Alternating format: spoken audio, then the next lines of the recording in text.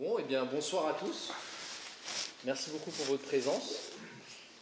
Donc, on est réunis ce soir à Lyon dans le cadre d'une conférence des Patriotes. Donc, pour ceux qui ne me connaîtraient pas, je suis Martin Aigron, le référent des Patriotes du Rhône. On est en présence ce soir de Alain Vélo.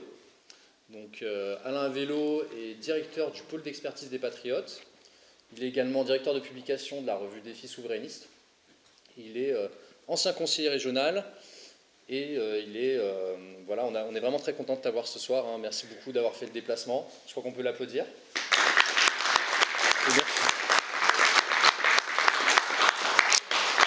Pour vous donner un peu la genèse de cet événement, Alain, je l'ai rencontré lors du Forum des Patriotes en septembre.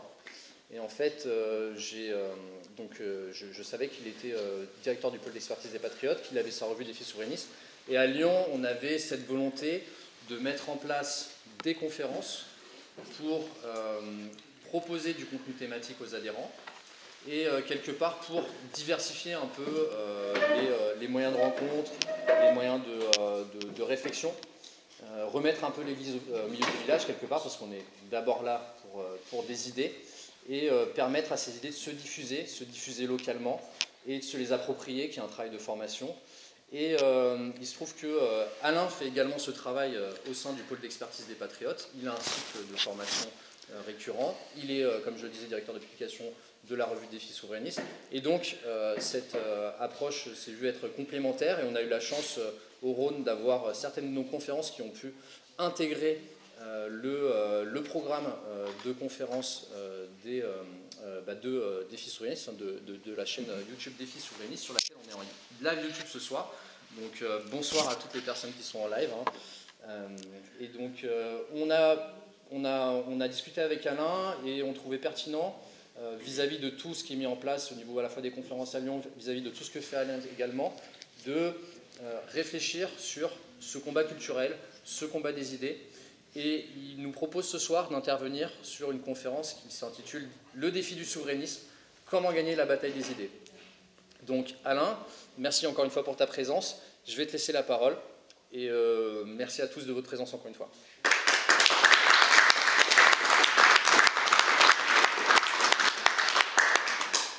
Alors bien sûr, je tiens à mon tour à vous remercier très chaleureusement pour votre présence nombreuse ce soir, à remercier à mon tour Martin Aigron, votre référent départemental, de m'avoir invité, de m'avoir permis de venir à votre rencontre.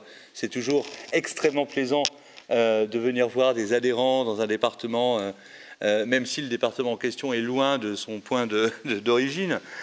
Je suis également tout à fait conscient de l'excellence du travail que Martin fait dans le département, notamment en organisant des conférences qui sont d'ailleurs à ce point excellentes que, comme il l'a dit, nous les avons reprises, repiquées, entre guillemets, sur le site, sur la chaîne YouTube Défis souverainistes.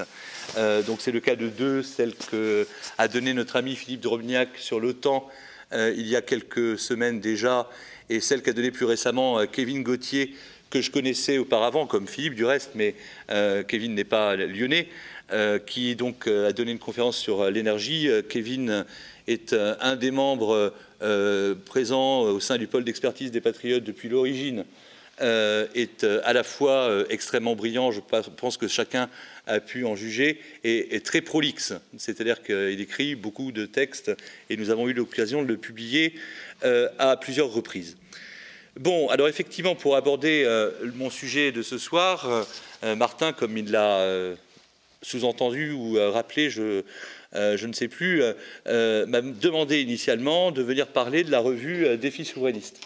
J'ai volontairement, bien sûr, élargi le champ de mon intervention parce que je considère que la revue en question s'inscrit dans un dispositif plus large qui, comme tu l'as rappelé, Martin, effectivement s'inscrit dans l'ordre du combat au niveau des idées, combat culturel, combat métapolitique. Je vais revenir sur ce terme en soulignant ses ambiguïtés. Donc je souhaite parler plus largement, non pas seulement de la revue, mais du dispositif plus large dans lequel elle s'inscrit, si elle est, je dirais, le dispositif clé central du dispositif plus large dans lequel elle s'inscrit. Elle n'est pas le seul dispositif. Les conférences, effectivement, font partie du dispositif défi souverainiste. Des colloques que j'espère pouvoir organiser prochainement. La différence que je fais, c'est qu'un colloque sera l'occasion pour différents intervenants de venir débattre publiquement d'un même sujet. Je prévois d'en organiser un dans quelques temps. C'est aussi une question de moyens qu'il faut trouver à Paris. Nous sommes en France, dans un vieux pays centralisé. Donc le premier colloque pourrait bien avoir lieu à Paris, pourrait porter sur l'école. Je n'ai pas encore de date, mais j'y reviendrai également. L'objet des colloques, c'est aussi en quelque sorte, dupliquer ce que notre mouvement fait très bien. Je crois que parmi vous, et je les salue tout particulièrement, il y a des adhérents de Génération Frexit. Eh bien, notre mouvement est soucieux de réaliser l'union des souverainistes, des différentes sensibilités du courant souverainiste. Je cherche à le faire aussi au niveau de la circulation des idées, d'où effectivement ce projet de colloque. Pour parler plus précisément du plan culturel et métapolitique, donc, comme on dit souvent, puisque tel sera le thème de mon intervention, eh bien, je dirais qu'il faut commencer par faire quelques petites précisions un peu d'appareil, de fonctionnement des différentes instances qui sont internes au mouvement dont vous êtes adhérents, parce que ce n'est après tout pas forcément évident pour tout le monde d'emblée. On évoque le pôle d'expertise, Martin l'a évoqué, on évoque défi souverainiste. Quelle est finalement la connexion entre les deux? Alors, très rapidement, je ne veux pas vous lasser avec des considérations de statut, de fonctionnement interne, c'est un peu rébarbatif tout cela. Le pôle d'expertise est une instance statutaire du mouvement Les Patriotes, qui est prévue dans l'article 12 des statuts du mouvement. Article 12, donc, qui dispose qu'un pôle d'expertise composé d'un nombre indéfini, je cite, de membres reconnus pour leurs compétences sera constitué à l'initiative du président du mouvement. Et le même article 12 précise quelles sont quelle est la fonction du pôle d'expertise, c'est de participer à l'enrichissement du projet des Patriotes.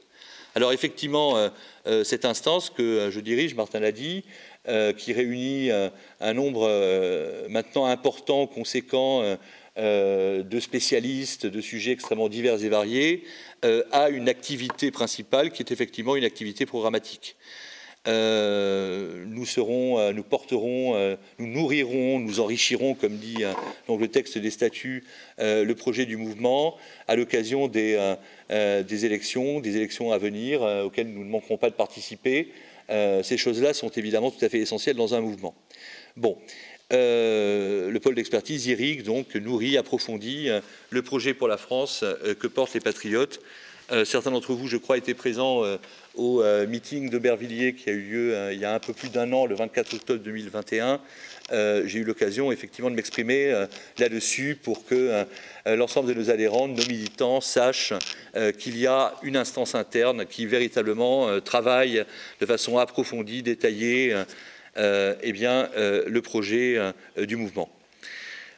Pour en venir à présent à défi souverainiste, qui n'est pas exactement équivalent au pôle d'expertise, eh bien, pour vous faire brièvement l'historique, je dirais qu'il m'est apparu assez rapidement, au vu des compétences que nous arrivons en interne à réunir, qu'il serait tout simplement dommage de ne pas faire de leur production, de ce qu'ils sont en mesure de produire, tant sous la forme d'écrits que sous la forme d'interventions orales, de conférences, etc.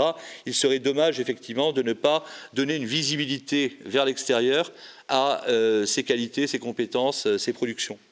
Et du coup, j'ai, après en avoir discuté avec Florian Philippot, j'ai retenu le nom de défi souverainiste pour désigner la forme, dirais-je, externalisée du pôle d'expertise.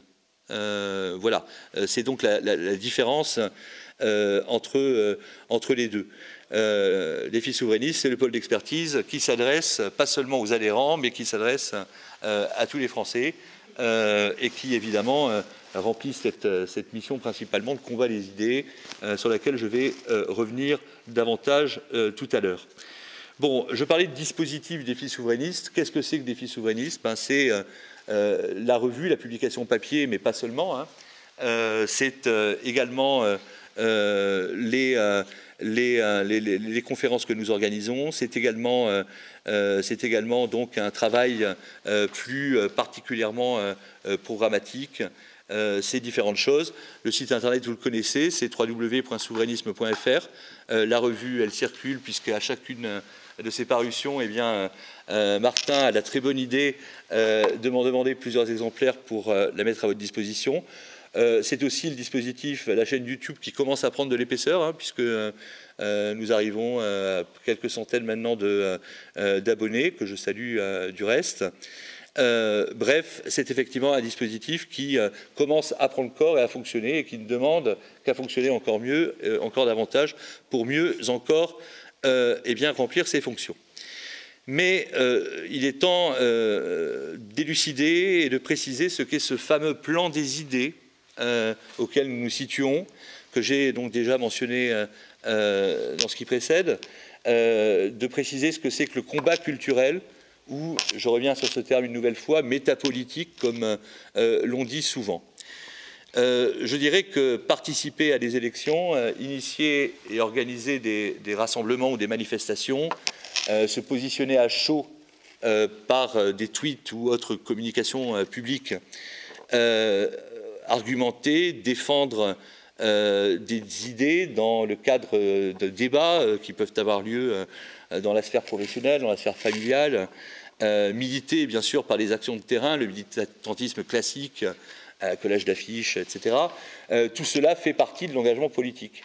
C'est un engagement dont je crois, dans la mesure où vous êtes adhérent, parfois d'ailleurs vous ne l'étiez pas auparavant, souvent même, c'est le profil de beaucoup de nouveaux adhérents, dont vous mesurez tous à la fois ce qu'il peut avoir d'intéressant, parce qu'il est très multiforme en quelque sorte, hein, de noble également, pour autant qu'il soit, et je crois que c'est un marqueur tout à fait évident chez les patriotes, eh bien, fondé sur des convictions sincères et non pas sur le petit calcul politicien, qu'il soit au service de la défense de l'intérêt général qui doit nécessairement primer sur tout autre intérêt. C'est un engagement noble, mais ça, c'est l'engagement politique à proprement parler. Bon. Dans le cadre de cet engagement, je dirais qu'on est en quelque sorte engoncé dans l'instant, parce que l'activité politique, c'est une activité qui est très réactive, qui consiste à savoir peut-être déjà tirer la grande référence et Machiavel sur le sujet, qui bien entendu l'a théorisé, savoir tirer profit de l'instant, de l'occasion, de ce qui se présente, des circonstances, pour tâcher, et là est toute la vertu de l'homme politique, d'infléchir ces circonstances dans le sens de ce que l'on souhaite ou ce que l'on veut. Tout ça, c'est l'activité politique. Mais si l'activité politique en tant que telle est totalement donc eh bien, investi dans l'instant, relève de l'instantanéité, on sent qu'il y a un impératif qui est de se distancier en quelque sorte, comme dans une sorte dirais-je, de respiration de l'instant, de cette instantanéité, de prendre du champ, de prendre du recul. Or, ce recul, il ne peut être pris que dans une activité qui est, disons, plus intellectuelle, qui consiste, elle, à être plus au clair sur les idées, à travailler les idées, donc les concepts, qui doivent, particulièrement pour certains d'importance, être mûris avec patience, au-delà donc de l'urgence de l'instant, et qui doivent aussi, les idées que nous pouvons produire, être considérées, ce qui demande du temps, ce qui demande effectivement une activité critique soutenue, être considérées donc avec distance et réflexion. Donc cette distanciation, c'est ce que permet une instance comme Défis souverainistes, qui, justement, donc, aborde tout cela avec davantage d'objectivité que lorsque l'on est pris dans l'instant et dans le feu de l'action politique. Je tiens à souligner que c'est quelque chose, un type d'activité qui fait cruellement, j'en connais quelques-uns, dont je fus, comme peut-être certains d'entre vous aussi, qui fait cruellement défaut en général dans les autres mouvements politiques.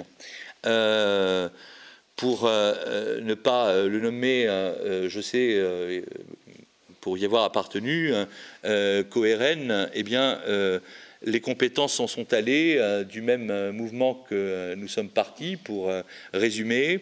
C'est une nécessité. Nous avons d'autres concurrents, qui ne sont pas forcément des ennemis, qui l'affirment, qui l'exposent.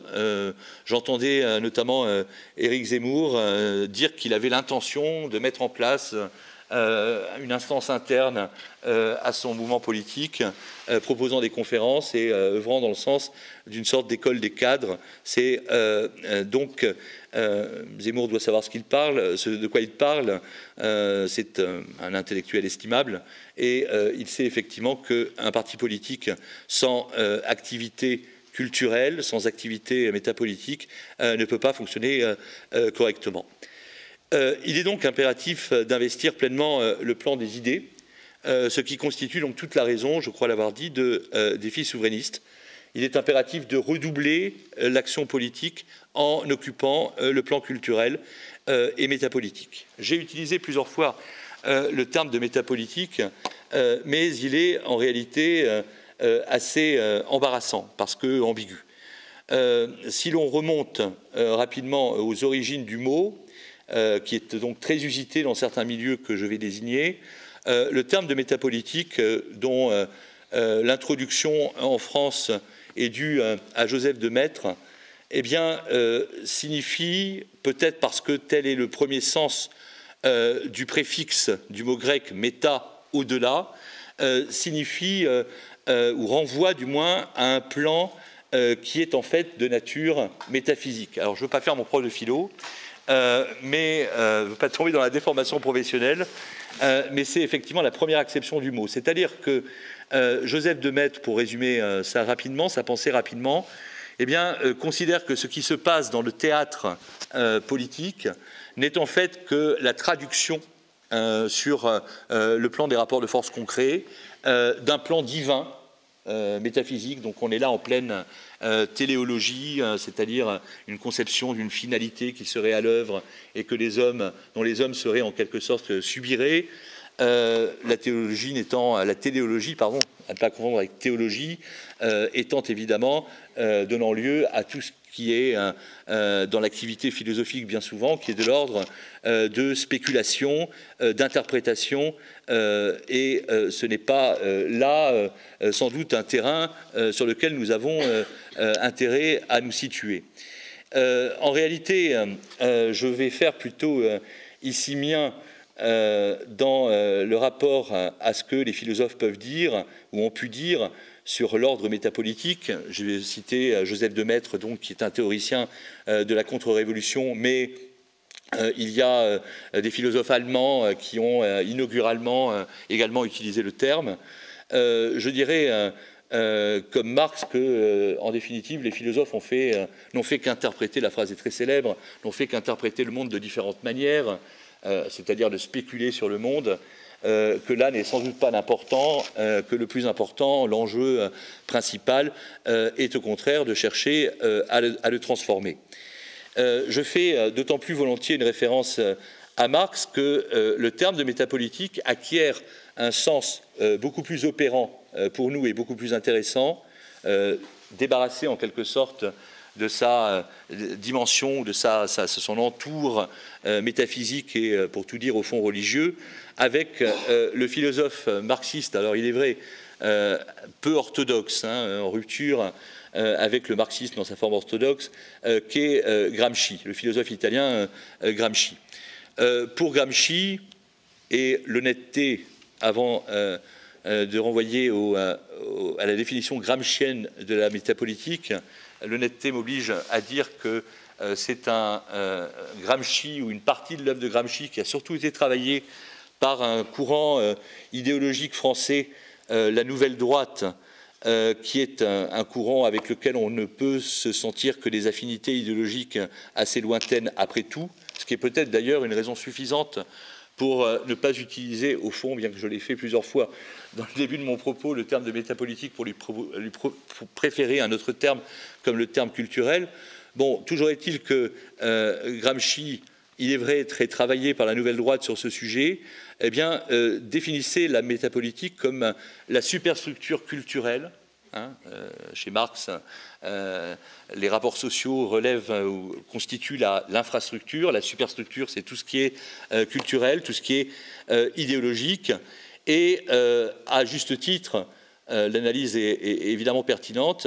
Eh bien, Gramsci considérait que dans l'ordre de la superstructure culturelle, idéologique, se livrent aussi des rapports antagonistes, ont lieu aussi des rapports antagonistes, et que de préparer également la lutte sur le terrain des idées, c'est en ceci qu'il est opérant donc, présenter un impératif, relever d'un impératif, dans la mesure où ça préparait sur le long terme l'avènement concret des idées qui étaient préparées dans l'ordre métapolitique. Voilà, la thèse de Gramsci sur la métapolitique, qui donc nous intéresse, nous, en tant que mouvement politique. Je dirais qu'à bien y réfléchir, les rapports entre politique et métapolitique eh bien, opèrent plus particulièrement à double sens. Il y a à la fois une influence des faits de la réalité concrète sur les idées, bien évidemment. Les idées ne tombent pas du ciel, mais en même temps, les idées influent évidemment en retour sur l'action concrète et orientent et peuvent avoir même un effet sur le long terme, un effet historique. Il importe donc que nous élaborions sur le plan des idées des concepts nouveaux, j'y reviendrai, des théories nouvelles. Je vais donner un exemple parce que mon propos, j'en ai conscience, est pour l'heure assez abstrait. Je crois que pour avoir fait, vous êtes sans doute un certain nombre à l'avoir fait aussi, des marchés par exemple, être allé à la rencontre des gens, eh bien, lorsque vous leur parlez de souveraineté, il vous apparaît souvent que le concept est finalement assez flou dans l'esprit des gens, que ça justifie une explication, une élucidation. La rencontre sur un marché se prétend d'ailleurs assez peu à une explication d'un concept abstrait. Cette notion de souveraineté qui nous est, à nous, parfaitement familière, eh bien, l'est beaucoup moins en réalité. Et effectivement, c'est un problème pour la diffusion de nos idées, un problème majeur pour la diffusion de nos idées, parce que s'il y a un marqueur des positionnements des patriotes, c'est bien le retour de toutes nos souverainetés. Eh bien, ces idées sont au fond assez nébuleuses pour les gens. Bon, alors très concrètement, on voit bien qu'une activité sur le plan culturel, pour peu qu'elle parvienne, et je viendrai au vecteur tout à l'heure, qu'elle parvienne à une diffusion effective, est absolument impérative. Comment faire sentir dans la population le besoin, l'impératif même, de retrouver nos souverainetés si nos interlocuteurs, les gens en général, ne sont pas tout à fait au clair sur ce que le concept de souveraineté recouvre. Bon, eh bien là, nous sommes dans l'illustration pure et simple de ce que de la thèse gramscienne, ce en quoi elle est opérante. Oui, effectivement, il importe aussi de mener le combat au niveau des idées, parce que, sous la condition de leur diffusion, eh bien, elles influent sur le cours réel des choses, outre qu'elles orientent évidemment l'action politique. Alors, le titre de mon intervention, enfin plus exactement le sous-titre, était comment gagner la bataille des idées. Du moins, pour rester plus mesuré peut-être, comment se préparer à remporter la dite bataille, quelles conditions réunir pour parvenir à remporter, à faire progresser nos idées et peut-être à les faire triompher à terme. Je dirais que le combat culturel requiert simultanément trois principales vertus. Une première vertu qui est incontestablement la performance. J'entends la capacité de produire vraiment des analyses qui, d'un point de vue, disons, théorique, remplissent, cochent toutes les cases des qualités qu'on est en droit d'attendre d'un travail de fond, que ce soit un travail qui soit original, novateur. Je reviendrai sur l'exigence d'être innovant en troisième lieu, que ce soit un travail qui soit irréprochable, incontestable du point de vue de la rigueur scientifique qu'il démontre. Et je me permets, puisque c'est un peu mon bébé, de vous renvoyer à la revue que certains d'entre vous ont lu. J'attends d'ailleurs des retours éventuels, puisque c'est toujours enrichissant d'avoir éventuellement des points de critique. Je crois que les articles qui y figurent sont tous de haute tenue dans leur diversité. Parce que nous avons à la fois du trait scientifique. Le dernier numéro comporte une longue analyse statistique avec moult tableaux du phénomène de l'abstention, mais aussi des analyses des développements ou des écrits beaucoup plus littéraires. Mais chacun dans leur genre, ces travaux sont, je le crois, révélateurs de la performance de nos contributeurs qui sont capables de produire des choses tout à fait excellentes. La deuxième vertu qui s'impose, qui est requise pour que le combat culturel puisse avoir quelques raisons d'aboutir, voire de triompher, condition impérative, c'est la cohérence des idées. Le premier numéro de la revue des filles souverainistes portait d'ailleurs comme titre Cohérence, parce que il y a en réalité, y compris des gens qui sont dans une certaine proximité ou peuvent paraître dans une certaine proximité idéologique et intellectuelle avec nous, en réalité beaucoup d'incohérences. Bon, là encore, je vais quitter le domaine de la généralité et de l'abstraction pour donner un exemple qui, j'espère, ne fâchera personne, parce que je sais que cet auteur très prolixe est parfois lu parmi nos adhérents, mais après tout, ils lisent bien ce qu'ils veulent. Je pense ici tout particulièrement à Michel Onfray, qui donc est un philosophe, paraît-il. D'ailleurs, je me laisse aller à vous faire une petite remarque un peu anecdotique. Je l'ai entendu, je crois que c'est Philippe qui répondait à l'un d'entre vous, qui demandait ce qu'était ma profession. Il m'a semblé entendre que tu as répondu professeur de philosophie. Ça me fait beaucoup de peine, moi, quand je vois des gens comme Onfray, dans une certaine mesure, pire encore, puisque je me le suis infligé hier soir, il était sur BFM TV, et je m'afflige encore BFM TV, donc, Enthoven, et que je vois en bandeau, vous voyez, philosophe. Et là, je pense immanquablement, directement, à mes élèves, qui sont débutants en philosophie et qui ont pour principal son de cloche philosophique mon enseignement. Et je me dis, mon Dieu, mais qu'est-ce qu'ils vont penser ? Qu'est-ce qu'ils vont penser en entendant des énergumènes de ce type-là ? Je pense surtout à Enthoven, je serai plus mesuré pour Onfray, qui sont détestables tant sur le fond que sur la forme, par leur attitude outrecuidante, etc. Et je me dis que tout ça donne... Je ne vais pas citer BHL, voilà, et que tout ça donne une image absolument déplorable au grand public de ce qu'est la philosophie. Donc j'aimerais bien qu'on les appelle autrement, je ne sais pas, agitateurs en quête de notoriété à tout prix. Bon.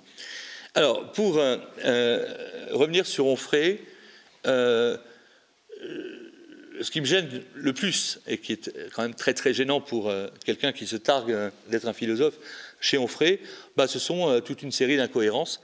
Alors je ne lis pas tout ce qu'écrit Onfray, parce que c'est un auteur, encore une fois, très, très prolixe, ce qui est une qualité, même qui force à l'admiration, qui est capable de commettre une quantité d'articles, de livres, il est partout, quoi. Mais enfin, quand même, il y a des contradictions tout à fait insupportables et majeures chez Onfray. Onfray se dit souverainiste. Il fait appel aux souverainistes de gauche, de droite, comment dit-il, et d'ailleurs, je crois, du milieu aussi, et d'ailleurs. Or, d'un côté, il se dit souverainiste, de l'autre côté, il se dit girondin. Girondin, c'est-à-dire qu'il est partisan du système de décentralisation. Alors moi, je réfléchis, je me demande si ces deux concepts, celui de souverainisme et celui de girondinisme et de décentralisation sont bien compatibles. Et ils m'apparaissent en réalité très difficilement compatibles. La souveraineté, il faut la retrouver, il faut la recouvrer.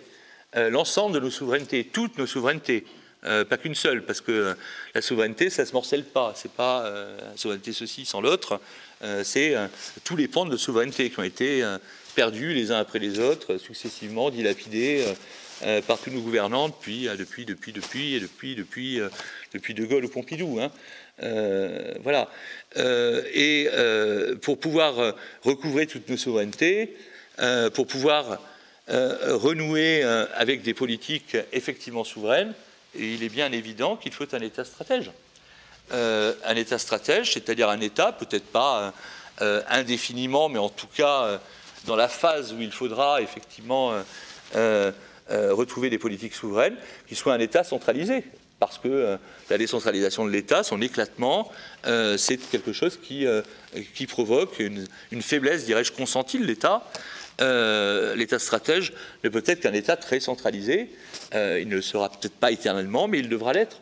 Dans le domaine qui est la zone de confort, comme on dit maintenant, j'en parlerai si je ne suis pas trop long, mais je suis déjà très long, qui est la question éducative, enfin, les questions scolaires.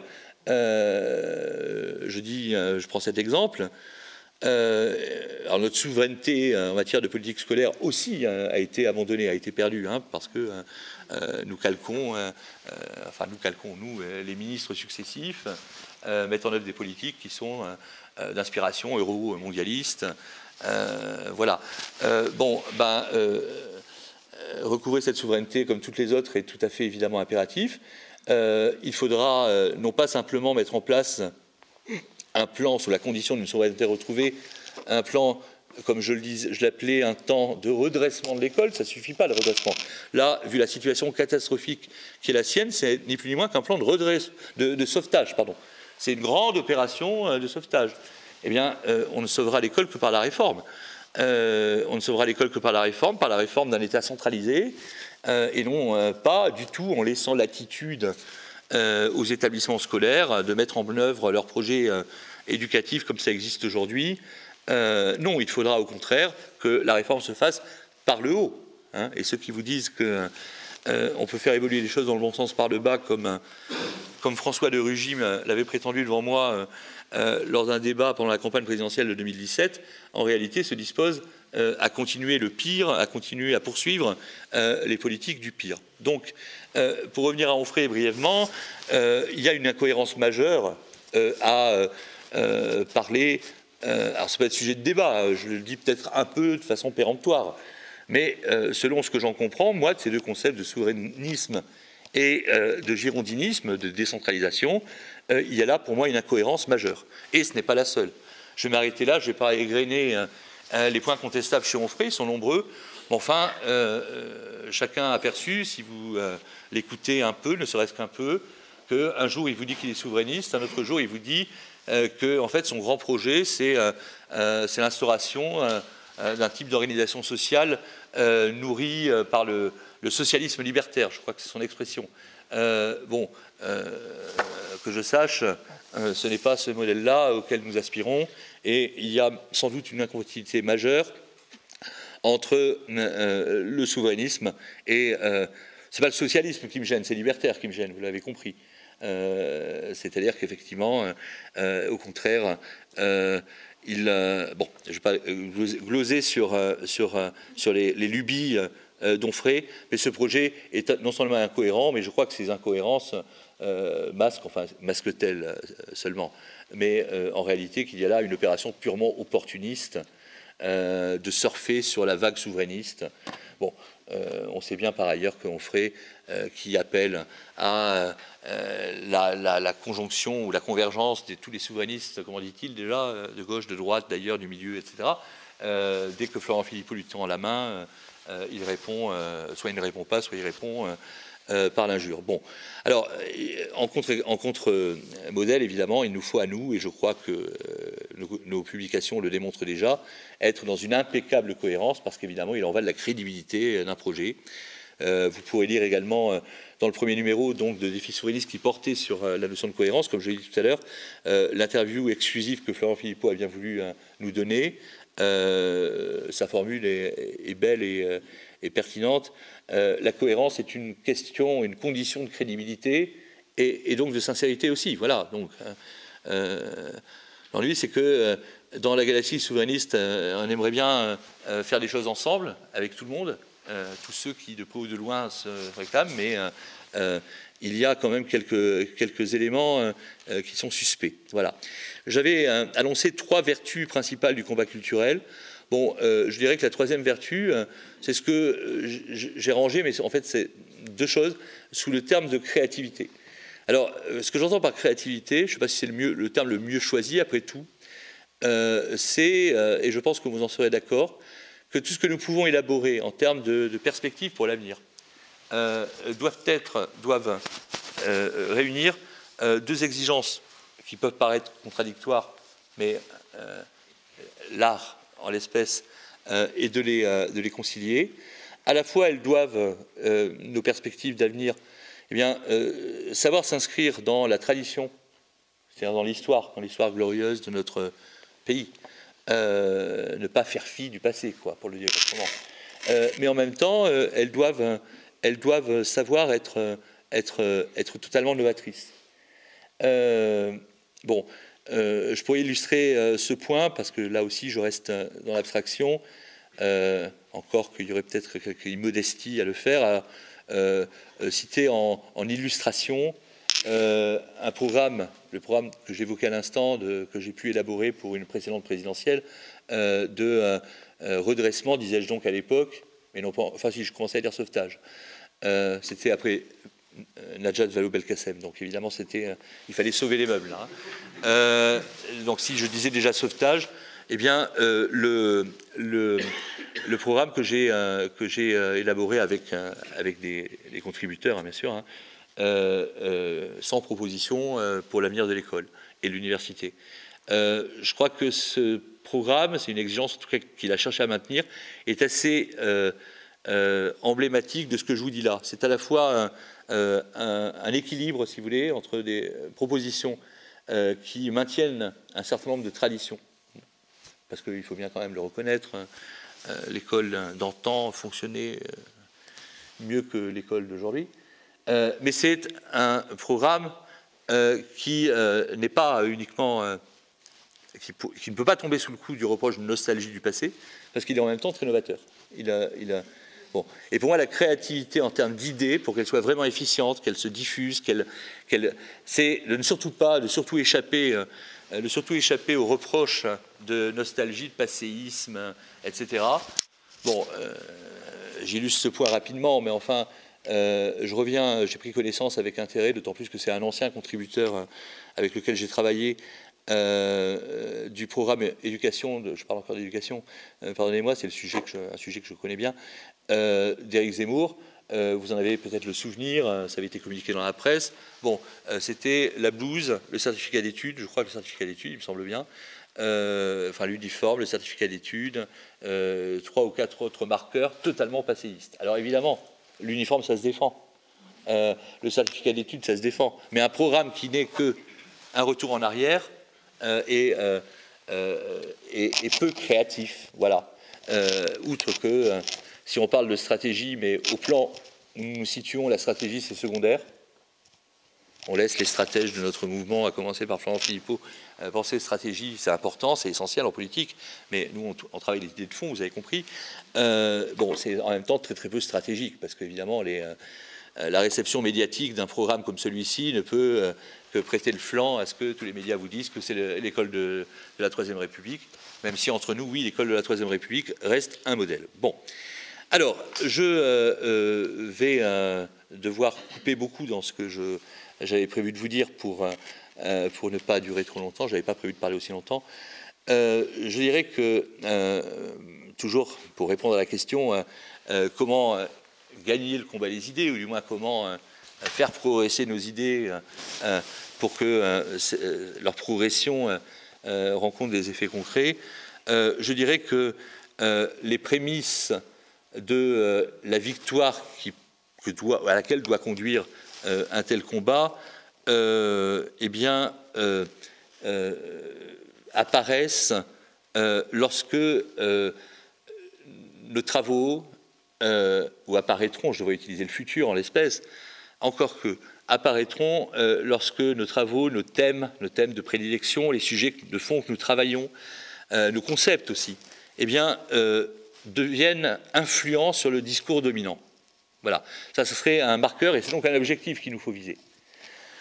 Alors j'ai cité Marx, j'ai cité Gramsci, peut-être parce que, étant de cette belle ville de Nantes, enfin, cette belle ville, la ville où il faisait bon vivre jadis, qui est aujourd'hui gangrénée par une insécurité absolument sidérante, alors qu'il y a à peine 10 ans, hein, les jeunes sortaient, il n'y avait absolument pas de problème, mais c'est un autre sujet.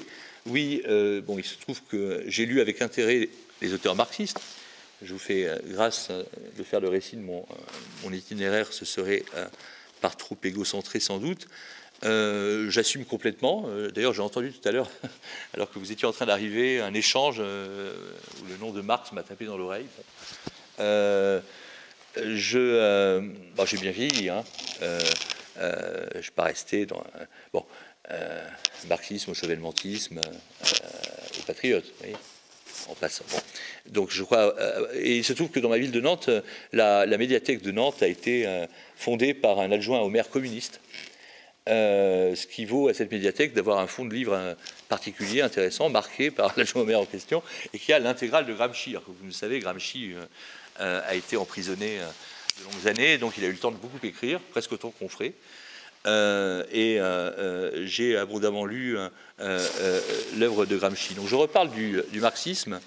Les plus anciens d'entre nous s'en souviendront, les autres pourront regarder avec intérêt des vidéos YouTube qui relatent tout cela. Le marxisme, lui, avait gagné le combat culturel. Voilà, donc là, ça ne peut pas être plus concret. Dans les années 60-70. Il avait véritablement gagné le combat culturel. C'était l'époque, rappelez-vous, où Sartre, qui fut comme à peu près tous les intellectuels marxistes, qui fut marxiste comme à peu près tous les intellectuels, ou qu'il était à l'époque, parlait du marxisme comme horizon, le communisme, disait-il, comme horizon indépassable de notre temps. Il faudrait que le souverainisme parvienne à s'imposer comme ça dans les consciences, jusqu'à devenir une sorte de nouvelle doxa, de nouvelle opinion commune. Je mentionnais des vidéos, ça se trouve en vidéo, je les regarde parfois avec appétit.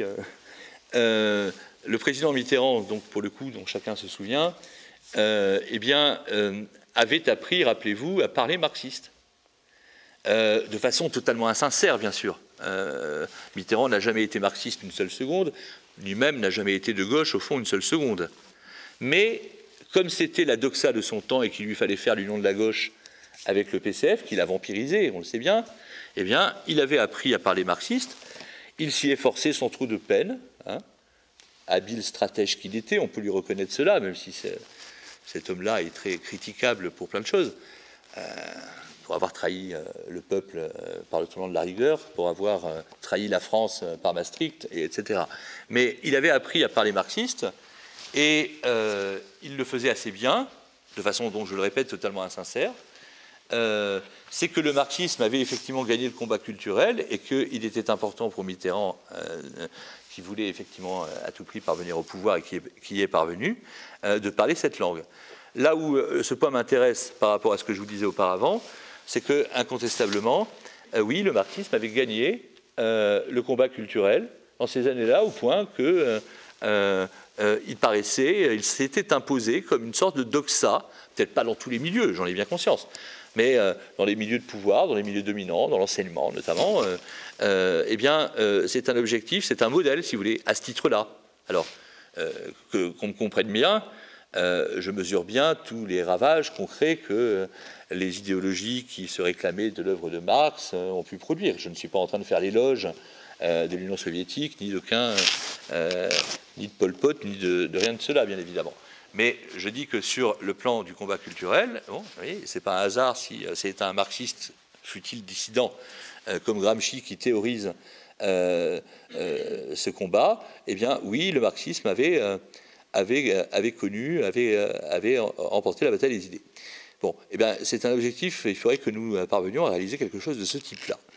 Je voudrais donner deux autres exemples rapidement de ce que donc les prémices de la victoire et donc ce que nous devons viser prioritairement sont peut-être se marquent peut-être dans le fait que nos concepts, nos idées commencent à imprégner le discours dominant.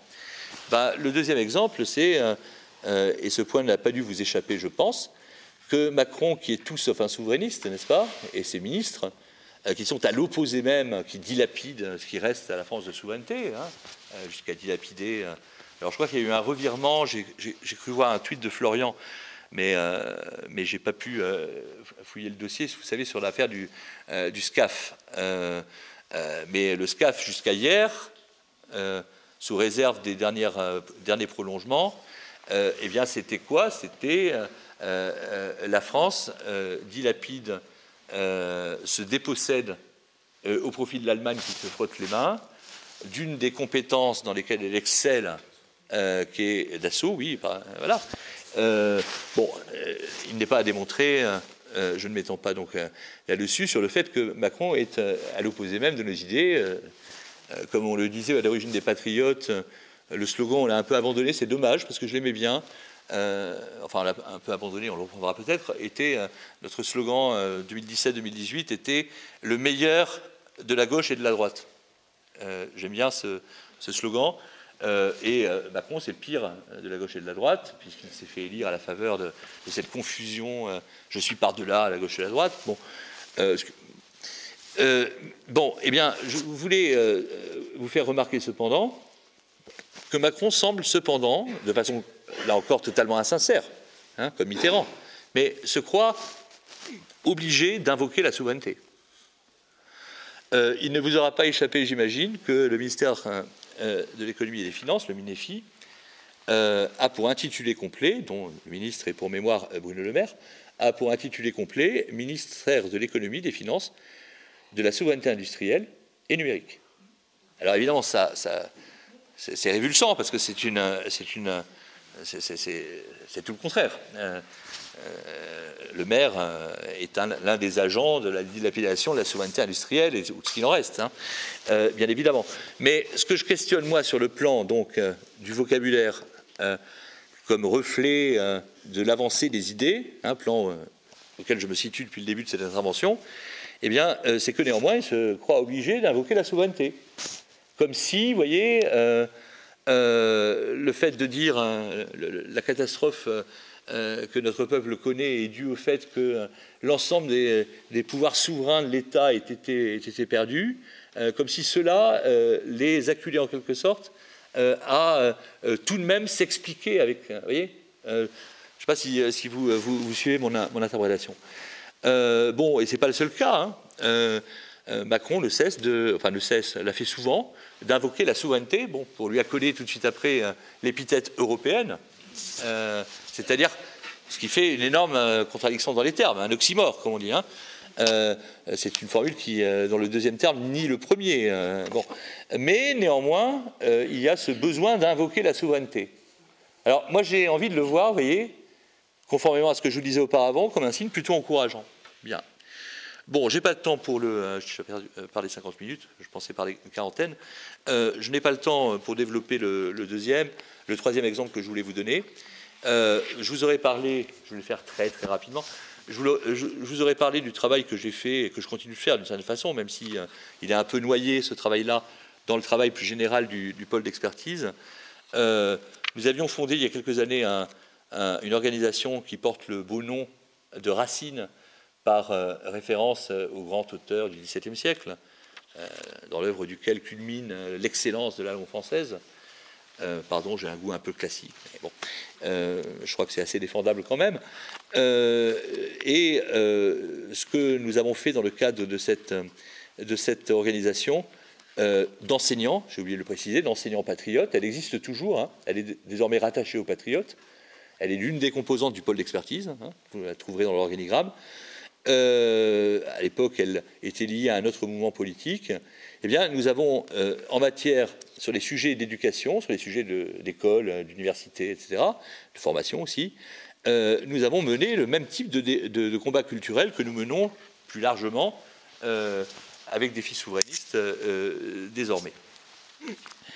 Et après le tristement célèbre passage de Najat Vallaud-Belkacem, donc qui a été la dernière ministre de l'Éducation nationale pour mémoire de François Hollande, après Vincent Peillon et le pauvre Hamon, dont le seul mérite a été de passer trop rapidement au ministère de l'Éducation nationale pour produire des ravages aussi importants que ses prédécesseurs et successeurs, eh bien, Macron a donc été élu et il a nommé comme ministre de l'Éducation nationale Jean-Michel Blanquer, dont vous vous souvenez bien évidemment, qui a eu pour caractéristique de perdurer, ce qui est très rare pour un ministre de l'Éducation nationale, ou alors c'est qu'il ne réforme rien, comme Bayrou autrefois, qui a eu pour caractéristique de battre le record de longévité d'un ministre de l'Éducation nationale, puisqu'il est resté ministre durant les 5 ans durant lesquels a duré le quinquennat Macron.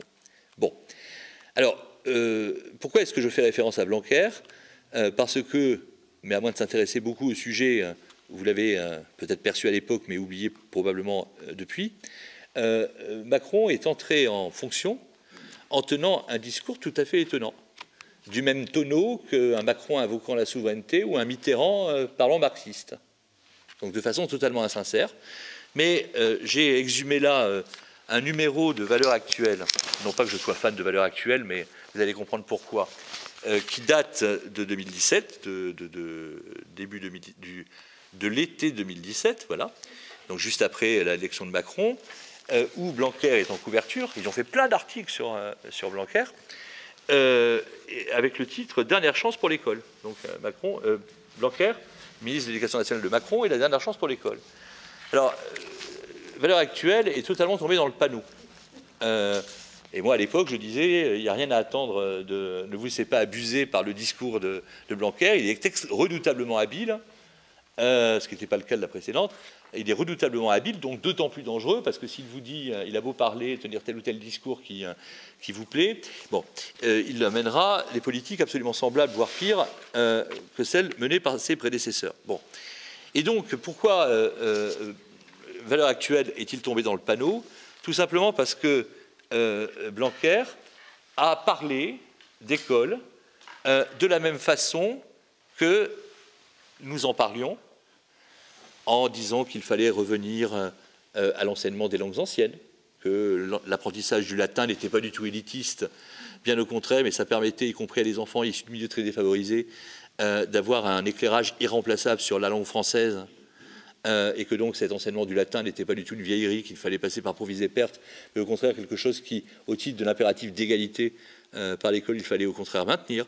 Blanquer a commencé par dire que finalement, bon, quantité de choses que les opposants à Vallaud-Belkacem, qui ne nous ignoraient pas au passage, puisque elle avait pris position par rapport à l'organisation Racine en direct lors d'un journal télévisé un dimanche, eh bien, je ne sais pas si je suis clair dans ma démonstration.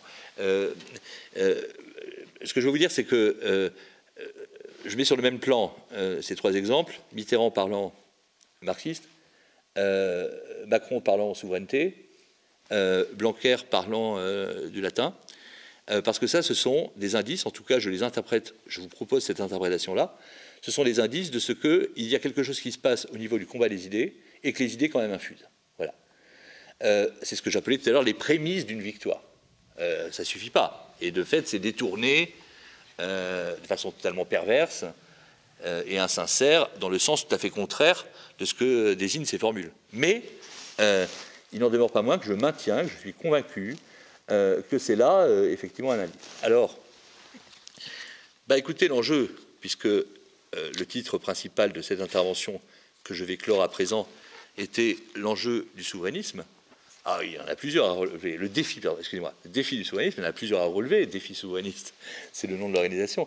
Mais le défi dont je voulais vous parler ce soir, c'est un défi que nous aurons relevé lorsque, effectivement, le souverainisme sera imposé comme nouvelle doxa. Voilà. Cet objectif ô combien noble, ambitieux, majeur, déterminant pour la suite que nous visons. C'est ce à quoi nous sommes attelés.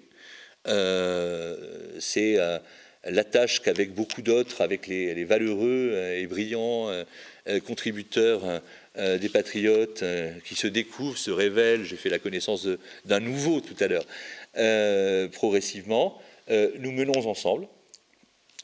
Il faut donc donner à nos activités, j'espère vous avoir convaincu de l'importance de tout premier ordre du combat culturel.